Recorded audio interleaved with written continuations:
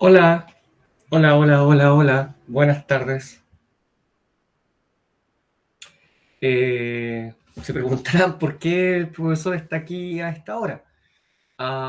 Hoy día en la mañana falló internet, fue caótico. Ya revisé el video y en realidad esa clase ni siquiera está cercana de ser una clase de calidad.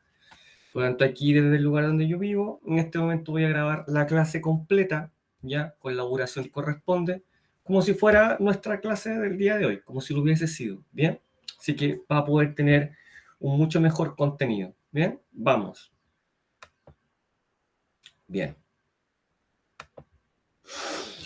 El día de hoy, nuestra clase se titula La recuperación de la democracia en Chile y nuestro objetivo va a ser explicar el proceso de recuperación de esta democracia en Chile que se había perdido a contar del 11 de septiembre de 1973 y que produjo una fractura en nuestra democracia durante 17 años. ¿Ya? Y ahora vamos a entonces explicar cómo ocurre este paulatino proceso mediante el cual finalmente se va a recuperar la democracia que se había perdido. ¿Bien? Ya. ¿A dónde tenemos que viajar? ¿A dónde tenemos que ir con esto? Para explicar esto, ¿ya? A la Unión Soviética, ¿ya? Si bien no es una causa directa, sí, indirectamente, ya sabemos que el aleteo de una mariposa al otro lado del mundo puede causar una reacción aquí en Chile. Bien, contextualicemos. En la década de los 80, ¿ah?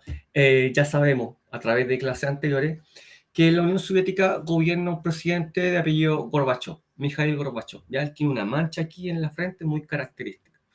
Y resulta que él se da cuenta que la Unión Soviética está en una grave crisis, principalmente política y económica. ¿Ya? Económica porque prácticamente es un imperio inmenso y logísticamente, económicamente, no puede seguir supliendo las necesidades de todas las naciones que son satélites de la Unión Soviética y que están bajo su órbita socialista. ¿Ya? Por ejemplo, Polonia, Hungría, Bulgaria, Rumania, otros. ¿Bien? Incluso Cuba, que está aquí en Latinoamérica, ya sabemos lo que pasó, ¿cierto? Por lo tanto, el modelo económico centralizado, ¿cierto? Muy centralizado, en que el Estado decide qué producir, cómo producir y para quién producir, está en problema. No da resultado y no cubre todas las necesidades. ¿Ya? Bien, eso es por un lado. Por otro lado, políticamente también está en una grave crisis, ¿ya? Porque se comienzan a conocer las atrocidades, los crímenes, las violaciones de los derechos humanos, por ejemplo, durante el periodo de Stalin, ¿cierto? Que lo revisamos brevemente en una clase, con más de 10 a 20 millones de muertos, ¿m? Con persecución a todas las disidencias políticas. Por lo tanto, esas informaciones se comienzan a saber en el mundo. Bien, ya sabemos que este presidente Gorbachev implementa dos reformas muy importantes. Primero, perestroika, que es la reforma económica, ¿cierto? Él dice, liberalicemos la economía, ¿cierto? Démosle, démosle aire al libre mercado, porque miren, eso es lo que está dando resultado en el mundo. Nuestra economía socialista, centralizada, donde todos los medios de producción están en manos del Estado, no da resultado. Bien, recordemos que usted ya no podía tener su propio taxi, su propio emprendimiento, su propia parcela para cultivar, no, porque todo eso está en manos del Estado, su propio negocio, no. ¿Ya? Por otro lado, en el ámbito político establece la glasnost, ¿cierto? Estamos recordando. Y con eso libera a los presos políticos, hay una libertad de prensa, deja de perseguir a las licencias políticas y se libera información que hasta ese momento era muy restringida, muy secreta, acerca de los crímenes del estalinismo. Bien, por lo tanto, del otro lado del mundo, esta grave crisis de la Unión Soviética es observada con atención. ¿Por quién? Por el hermano mayor del norte, la otra potencia, ¿cierto? Estados Unidos, que comienza a decir, gané. Gané. Esta guerra fría la gané. Sin disparar un tiro contra la Unión Soviética, la gané. Porque miren, ellos están en crisis, nosotros no, ¿cierto? Estamos saliendo triunfadores, económica, política, social, cultural, ideológicamente, ¿ya? Por lo tanto, ¿qué hago con todas esas dictaduras que mantenía en la Unión Soviética y que me proveían seguridad? Seguridad de que no iba a haber otra Cuba, de que no iba a penetrar, ¿cierto?, el socialismo en la Unión Soviética, gracias a esa dictadura. Recordemos que Estados Unidos decía, prefiero tener dictaduras de derecha y militares antes que tener el socialismo metido aquí en Latinoamérica, tal como ocurrió en Cuba. Pero ahora resulta que ya no es necesario. Si la Unión Soviética, mírenla, ya no es una potencia militar. Quizás nunca lo fue, quizás nunca tuvo la capacidad. Por lo tanto, ahora esas dictaduras ya no son útiles, ¿ya? Y por lo tanto, el mensaje claro de Estados Unidos es regresen a la democracia, ¿ya? Eso es lo que yo dispongo ahora. Ya no cuentan con mi apoyo. Miren, por favor, esa caricatura de la bandera, quien está a este lado, ¿cierto? Lenin, con su bandera completa, ¿m?, de la Unión Soviética, pero poco a poco, a medida que pasan los años, esta bandera se va desintegrando, ¿cierto? Hasta llegar a la Unión Soviética de Gorbachov, de las reformas, ¿cierto? Con la bandera ya completamente desintegrada. Es la crisis de la Unión Soviética, ¿ya? Todo esto hecho, que miren dónde tuvimos que viajar, a Europa, ¿cierto? Repercuten, ¿ya? Repercuten y facilitan, ¿ya? Facilitan el, la caída de las dictaduras en Latinoamérica, ¿ya? Y porque poco a poco comienzan a transitar hacia la democracia bajo la presión, como ya expliqué, de Estados Unidos y además de otros países vecinos, ¿ya? Argentina obtuvo la democracia antes que Chile, por ejemplo, ¿ya? Y comienza entonces este proceso de cambio, ¿ya? ¿Ok? Vamos. Dentro de este contexto histórico también podemos ubicar la condena de organismos internacionales. Una vez que comenzó la dictadura en Chile, miles de personas salieron al exilio ante el peligro y el riesgo que significaba continuar acá, porque habían sido, por ejemplo, actores políticos del gobierno del presidente Allende. Por lo tanto, corrían riesgo, peligro de muerte, de ser detenidos, torturados, asesinados e incluso desaparecidos. Por lo tanto, huyen de Chile. Ya en otros países, muchos de ellos se dedican activamente a dar a conocer la situación que hay en Chile, que se tortura, que se asesina, que se desaparece a las personas. Lo denuncian y lo dan a conocer. Por ejemplo, a través de afiches como este que dice "Dete alto a la tortura en Chile, protesta en la embajada en Chile", ¿cierto? En otro país, y convoca con fecha, ¿cierto? Ya está. También se logra que se condene por medio de organismos importantes internacionales, Organización de Naciones Unidas, Organización de Estados Americanos, y esto todo va a repercutir aquí en la política interna de la dictadura chilena. Vimos este otro horrendo crimen, ¿cierto? Don Orlando Letelier había sido ministro del presidente Allende y se fue a Estados Unidos una vez que comenzó la dictadura. ¿Ya? Un día se sube a su vehículo con su secretaria, Ronnie Moffitt, ¿ya? Y ahí habían puesto una bomba en el auto. Por supuesto, ambos mueren. Por lo tanto, Estados Unidos inmediatamente condena el hecho y le retira su apoyo a la dictadura chilena, porque es asesinado, ¿ya? Una persona, un ciudadano chileno, ¿ya? Y al mismo tiempo una ciudadana norteamericana en territorio norteamericano. ¿A quién se le atribuye este asesinato? A la CNI, ¿bien? Organismo de Inteligencia chileno. Por ejemplo, hechos como este van a facilitar que Chile sea condenado por organismos internacionales por personas en el extranjero, ¿bien? Por otro lado, también Chile, miren por favor imágenes de carteles, de afiches en otros idiomas, con esta propuesta que yo les estoy indicando, ¿ya? Condenar los hechos que ocurren en Chile. Por otro lado, Chile también tiene problemas diplomáticos. En 1978, con Argentina, grave, ¿cierto? Que nos tienen al borde de la guerra el 23 de diciembre de 1978. Y la guerra se iba a producir lamentablemente por estas tres islas, que como se indica en el límite rojo, es el límite actual y propuesto por Chile. Por lo tanto, las islas son chilenas. En ese tiempo, en ese año, el límite verde era propuesto por Argentina. Y con esto nos decía que las islas eran argentinas, por supuesto. Es el Papa el que va a intervenir, afortunadamente, y detiene esta guerra que hubiese sido bastante dura para Chile y Argentina. Por lo tanto, Chile también tiene problemas diplomáticos que repercuten en esta dictadura. Bien.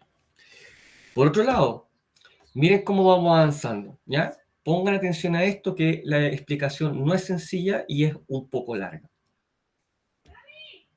Resulta que en 1973, mismo año que coincide con el inicio de la dictadura, mira dónde tenemos que ir, ¿ah? Ocurre una guerra, la guerra del Yom Kippur, ¿ya? En que Israel, allá en el Medio Oriente, se enfrenta a una serie de países árabes. Israel le gana la guerra a estos países árabes y les gana por mucho, o sea, lo aplasta. ¿Bien? Estos países árabes, en represalia, dicen, nosotros somos países exportadores de petróleo. Por lo tanto, los países que ayudaron de una forma u otra a Israel, ahora no van a contar con nuestro abastecimiento de petróleo. ¿Qué país principalmente está entre esos que se ven afectados? Estados Unidos. Por lo tanto, en Estados Unidos la economía comienza a contraerse. ¿Por qué? Porque no hay abastecimiento de petróleo. Y todas las economías, sobre todo en ese tiempo, se mueven con petróleo, ¿ya? Si no hay petróleo y este sube de precio, entonces la fruta sube, la verdura sube, los productos del supermercado suben, todos los productos que utilizamos diariamente, el transporte sube de precio. Miren, por ejemplo, ahí, ¿cierto? Stock limitado de venta de gasolina en este caso. Por lo tanto, si la economía norteamericana se contrae y entra en crisis y tiene un grave problema, también va a entrar en crisis las economías que dependen de Estados Unidos, la chilena. ¿Por qué? Porque Chile depende de los créditos que otorga Estados Unidos y de la compra de materias primas de Estados Unidos. Si Estados Unidos se queda sin dinero, producto de una crisis económica, por supuesto que nos va a repercutir a nosotros. ¿Ya? ¿De qué forma nos repercute? De esta forma. Ya a finales de los 70, a Chile llegan los primeros malls. Quizás no son como los que ustedes conocen, pero los primeros centros comerciales, un shopping center, un centro de compra. ¿Ya? Y el primero es el Parque Arauco, esto es la década del 70. Y nos abalanzamos a comprar, porque conocemos algo que se llama crédito, y comenzamos a adquirir las cosas a crédito, mucho aparato electrónico, incluso autos, ¿ya? Y los compramos a meses porque hay una bonanza económica, comienza a haber un buen pasar económico, ¿ya? Y no nos damos cuenta de lo que viene. ¿Por qué? Porque Chile ya era un país endeudado desde años antes, durante el modelo Easy, ya habíamos pedido créditos como país a Estados Unidos. Ahora es la clase media la que se va a pedir todas las cosas a crédito. Por lo tanto, cuando esta crisis que ya mencioné llega a Chile, ya llega a Chile, la clase media se ve en un grave problema, porque esa cuota que pagaba de 5 ahora comienza a pagar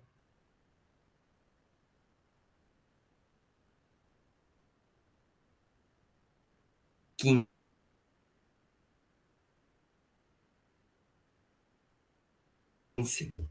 ¿ya? No el doble, el triple.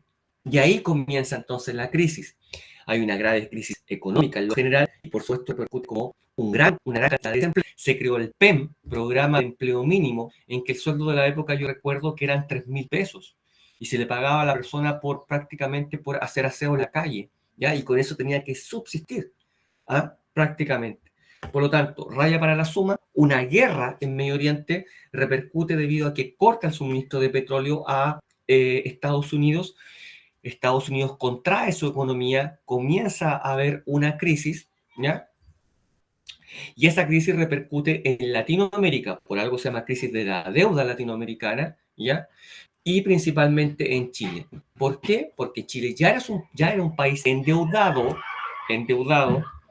y Estados Unidos ya no sigue otorgando créditos producto de sus propios problemas, y ahora también es la gente en Chile la que está endeudada, la clase media. Debido a la crisis económica, entonces comenzamos a pagar más por los créditos. Y esto genera desempleo y en general un malestar social. ¿Ya? Tenemos graves problemas de inflación, por ejemplo. ¿No? Eso es lo que comienza a pasar y repercute de esa manera, ¿cierto?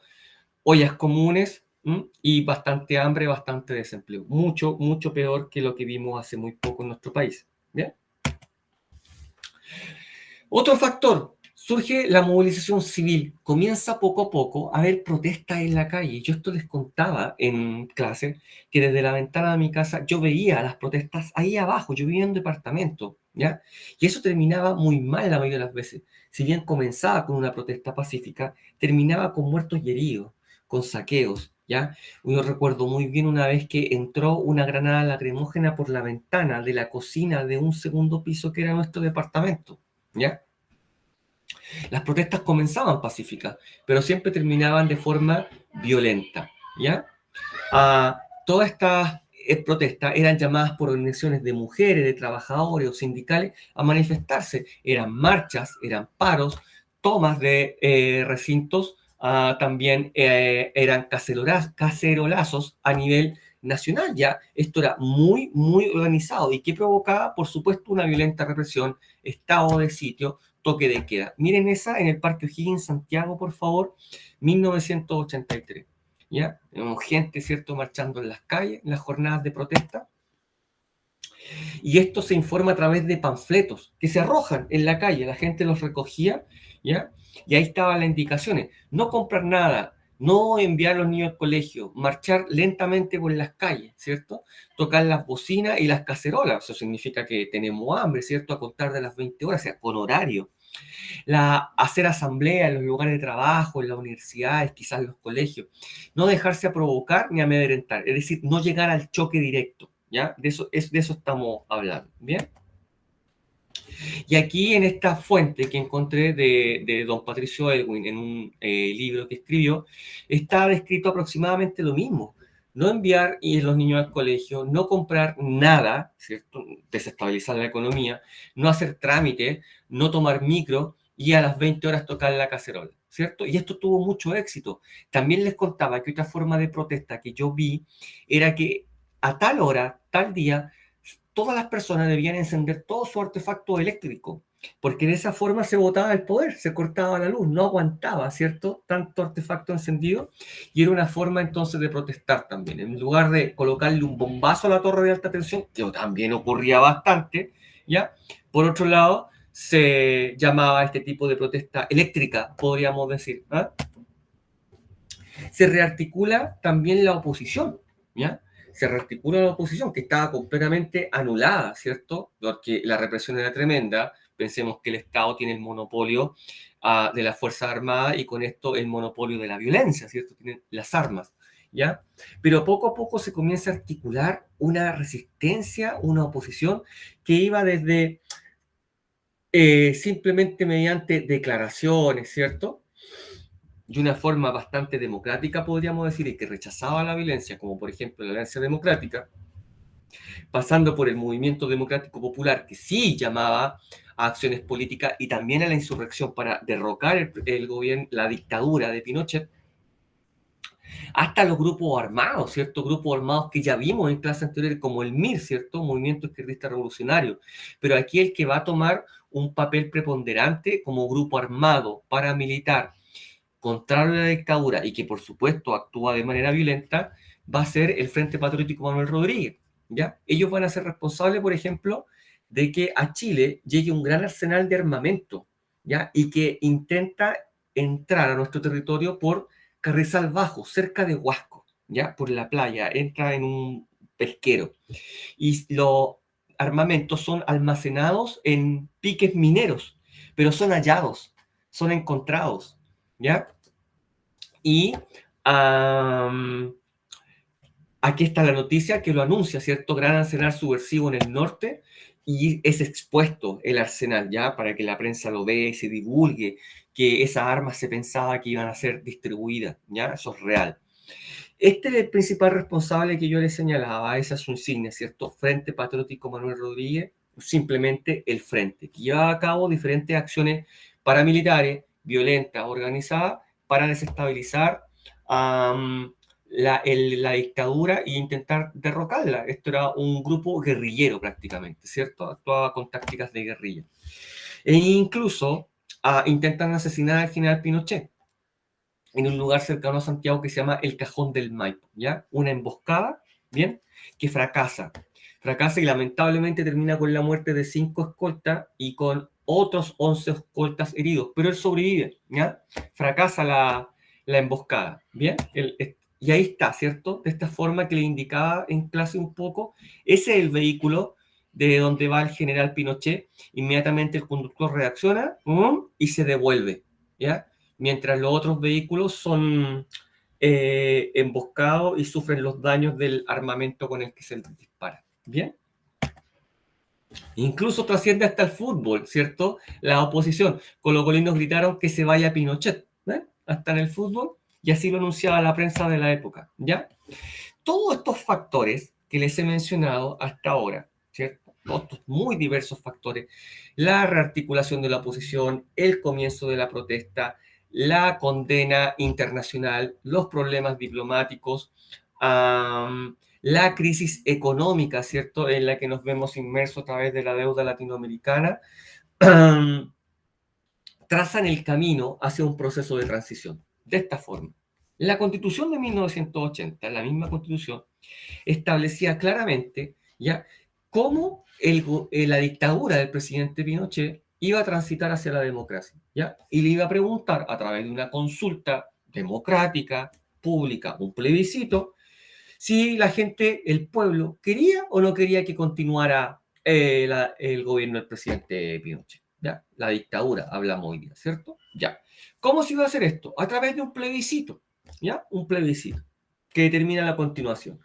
Y el plebiscito se establece para el 5 de octubre de 1988, famoso plebiscito del sí y el no. ¿Ya? Ahí tenemos un afiche propagandístico del sí, ¿cierto? Que llama a votar la opción sí, que significaba que continúa el general Pinochet, y otro afiche del no, que llamaba a que no continuara el general Pinochet. ¿Ya?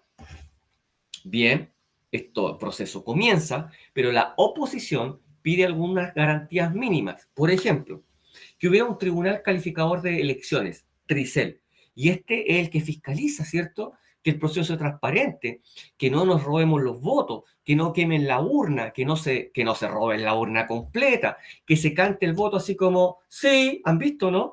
Sí, sí, lo abren y dicen sí y lo muestran. Y lo abren y dicen no, no, no, así se hace, ¿cierto? Lo hemos visto. Y así el proceso es más transparente y cualquiera puede entrar al conteo de votos, ¿ya? Se reabren los registros electorales, ¿ya? Porque no habían. Recordemos que no habían, si se había cerrado todas las instituciones. Oiga, profe, pero en 1980 hubo un plebiscito para aprobar la Constitución de 1980 que nos rige hasta ahora. Sí, pero recordemos que se votaba con la cédula de identidad y se le colocaba un sticker, ¿ya? Un autoadhesivo. Por lo tanto, yo podía sacarle el sticker, ir a votar a otro lado y así sucesivamente, ¿ya? No habían registros electorales.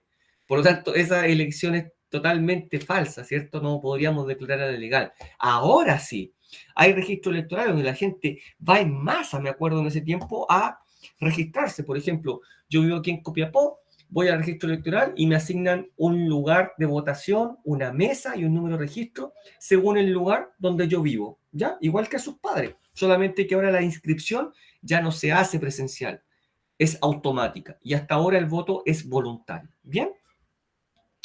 Otra cosa que pasa, se aprueba una ley de partidos políticos. Claro, si no habían. Y tienen que haber partidos políticos y quién va a llevar a cabo la campaña política del sí y el no. ¿Cierto? ¿Quién va a levantar la campaña? ¿Quién va a hacer la propaganda? ¿Cierto? ¿Quién va a levantar cada una de las opciones? Autorizan los partidos políticos. Se autorizan observadores internacionales, ¿cierto? Siempre es bueno para la transparencia que nos vengan a vigilar, a ver cómo esto se lleva a cabo, ¿ya? Y finalmente la opción no es la que triunfa. O sea que no continúa el general Pinochet, ¿ya? Y triunfa con un 55.9, mientras el sí es derrotado con el 44.1, ¿ya? Este acontecimiento es el que pone fin a la dictadura, como les dije en clase, con un lápiz. Finalmente fue derrotada un lápiz y una línea hecha en un voto. Aunque también es cierto que la diferencia no fue abrumadora, ¿ya? No es una gran mayoría, si bien es una mayoría absoluta, ¿ya? Un 44% seguía pensando que el general Pinochet debía continuar en el cargo, ¿ya? Y así lo anuncia el periódico de la época, ¿cierto? Adiós general, adiós carnaval, gobierno reconoce el triunfo del no, ¿ya? Corrió solo y llegó segundo, claro, porque él era la única opción, ¿cierto? Y llegó segundo porque el no le ganó al sí. Miren, esto era lo que yo quería que vieran en clase y vamos a hacer una especie de contraste, ¿ya? Donde ustedes me gustaría que reflexionaran y lo comentaran con sus papás cómo era la propaganda del sí y cuáles eran sus principales propuestas a través de la música, y al mismo tiempo cuál era la propuesta propagandística del no, ¿ya? En la propaganda electoral, también musical. Se van a dar cuenta que son muy diferentes e incluso podrían hacer el análisis de cuál les gusta más. Y quizás en la próxima clase contarme, mire, profe, yo vi esta propuesta que usted publicó en la clase y me quedo con la propaganda del sí o la del no. Y me cuentan un poco qué pensaron acerca de esto. Miren, vamos aquí, ¿cierto? Vamos acá, levantamos aquí Meet y nos cambiamos de presentación de pantalla, ¿cierto? Aquí, ahora vamos a presentar solo una pestaña, ¿ya? Y vamos a ver la propaganda del sí primero, ¿ya?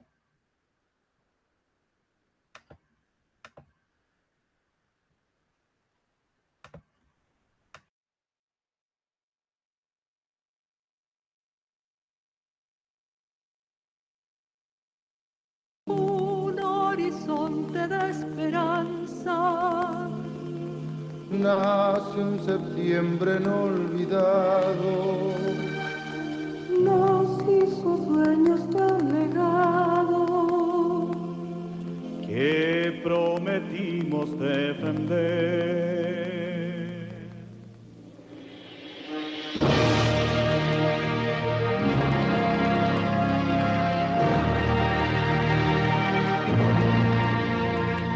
Un horizonte de esperanza, nace un septiembre olvidado, nos hizo dueños de un legado que prometimos defender. Como una voz que iguala al viento, Va creciendo así de las conciencias. hay un país ahí se ganador. En democracia y libertad. el pueblo y usted harán posible la esperanza. Hoy que la patria entera avanza junto a usted. con nuestra fe.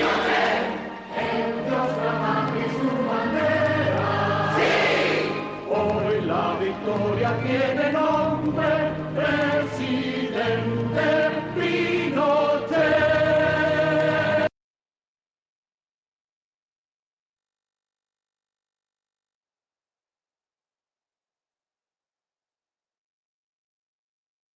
Bien, esa es la propaganda del sí. Brevemente les voy a comentar, ¿ya? Brevemente les voy a comentar. Si se dieron cuenta y lo captaron, apunta al legado. En la propaganda del sí mira hacia atrás. Miren todo lo que se ha logrado, miren todo lo que se ha hecho. Hemos avanzado en aspectos económicos, sociales, pero en ningún momento dicen, pero el tema de los derechos humanos, y ya llevamos 17 años, por lo tanto somos una dictadura porque concentramos todos los poderes del Estado en un solo grupo de personas. De eso no se habla, ¿cierto? Sino que apunta al legado e incluso a la imagen, ¿cierto? Algo así como el culto al líder del general Pinochet, ¿ya? Esa es la esencia un poco de esta propaganda, ¿bien? Y con eso intentaban convencer a la gente de que votara por el sí. Tendrán ustedes su opinión. Ahora, para ser justo, vamos con la opción no. Miren, ¿ya? Presentamos, me voy a mutear.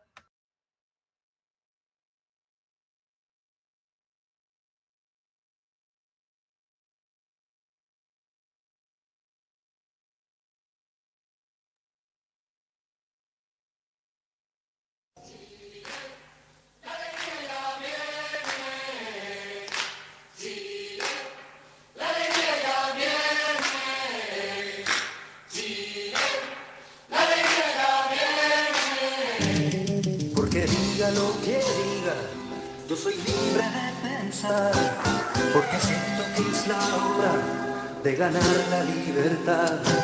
Hasta cuando ya de abusos es el tiempo de cambiar, porque basta de miseria, voy a decir que no, porque nace el arcoíris después de la tempestad, porque quiero que florezcan mis maneras de pensar, porque sin la dictadura la alegría va a llegar, porque pienso en el futuro, voy a decir que no. Vamos a decir que no, oh, Con la fuerza de mi voz, vamos a decir que no, oh, yo lo canto sin temor. vamos a decir que no, oh, Todos juntos a triunfar vamos a decir que no. por la vida y por la paz. Terminemos con la muerte, es la oportunidad de vencer a la violencia con las armas de la paz. Porque creo que mi patria necesita dignidad. Por el Chile para todos, vamos a decir que no. Vamos a decir que no, oh, Con la fuerza de mi voz, vamos a decir que no, oh, yo lo canto sin temor. vamos a decir que no, oh, Todos juntos a triunfar vamos a decir que no. por la vida y por la paz.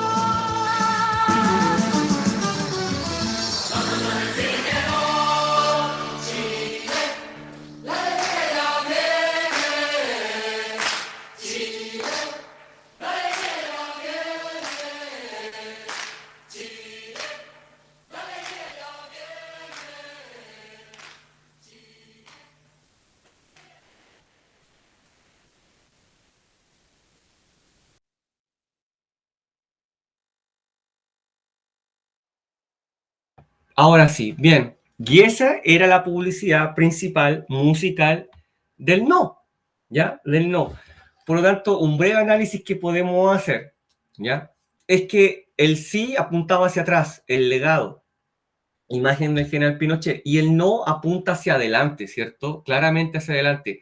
Chile, la alegría ya viene, o sea, viene la libertad, viene la caída de la dictadura, viene la dignidad, ¿cierto? Vamos a terminar este periodo horrible y apunta hacia adelante. Por otro lado, también hay que ser justo y si hacemos un análisis musical, nos parece mucho más oreja,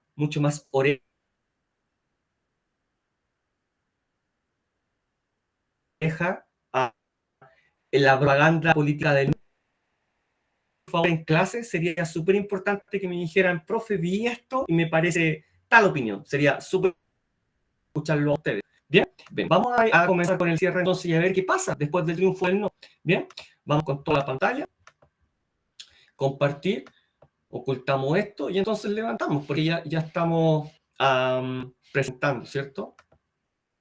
¿Sí?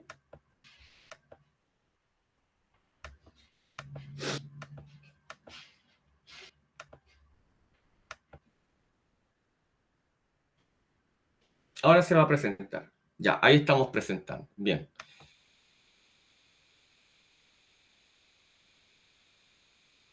Paciencia. Nos enteramos, ¿cierto?, que había un favor, ¿no?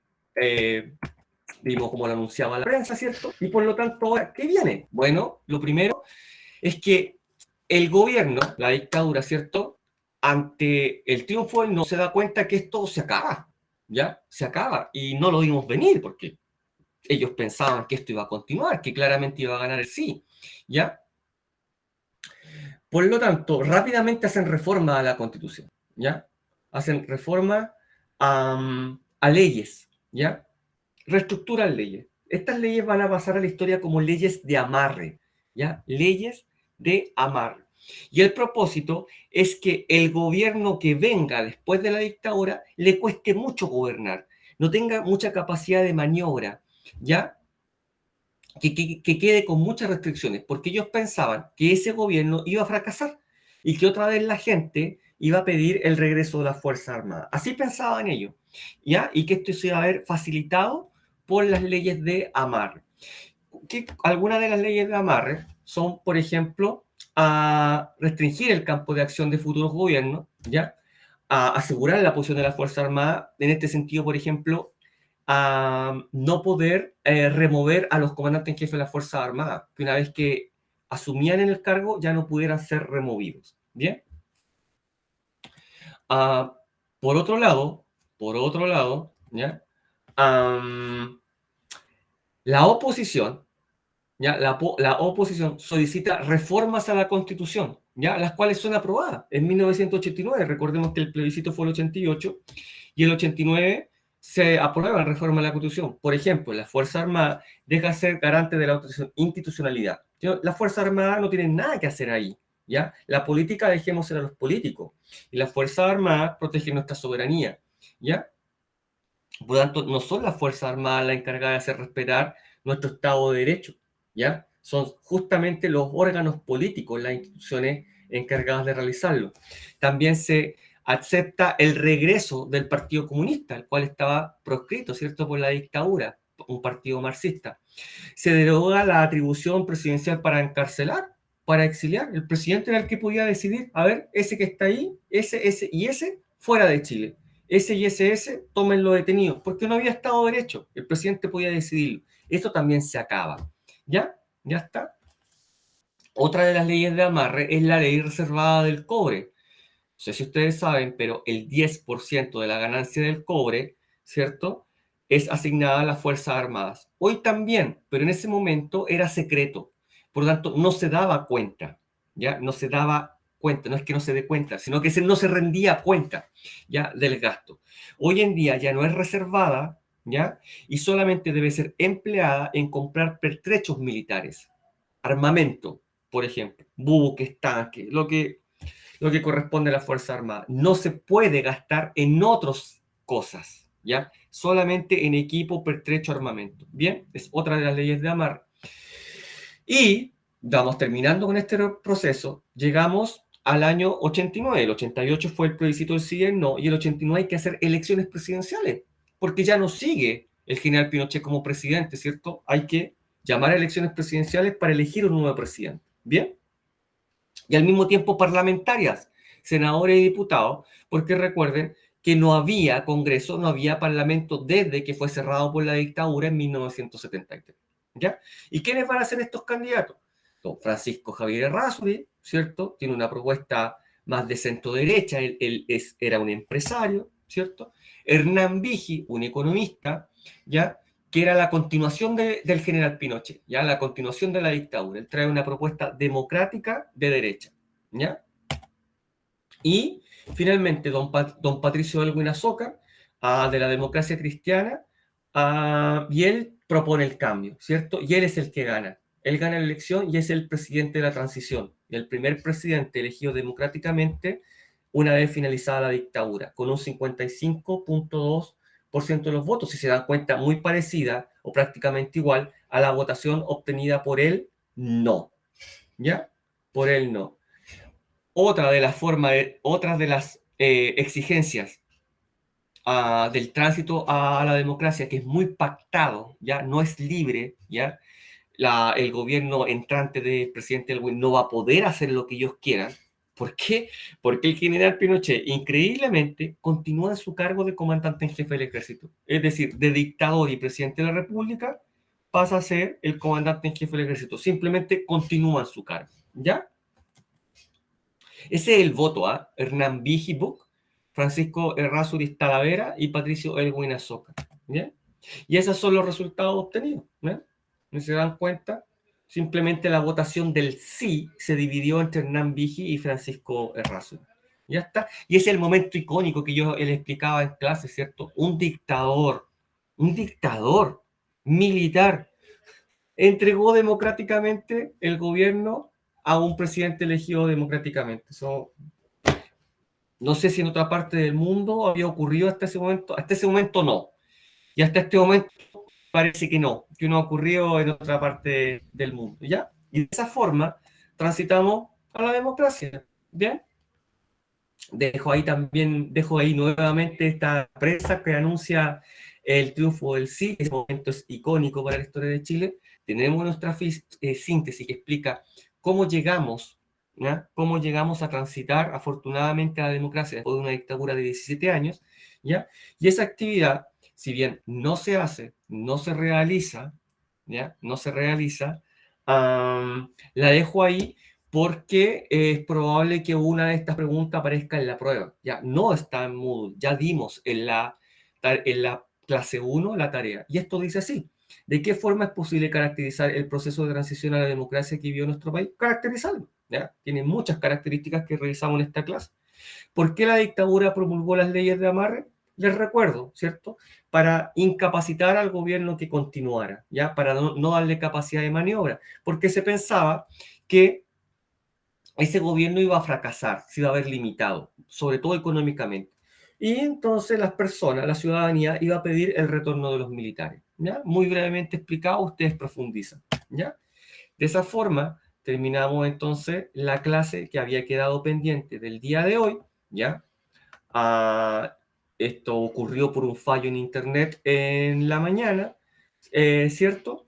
Y ahora recuperamos entonces esta clase y esto ahora queda colgado en Moodle. Bien, muy amables por su atención. Ojalá les haya gustado. Vean esos videos que les coloqué ahí, lo analizan y podemos comentar en clase. Ojalá lo comentaran con sus padres y con sus abuelos. Bien, chao, que estén muy bien. Cuídense mucho.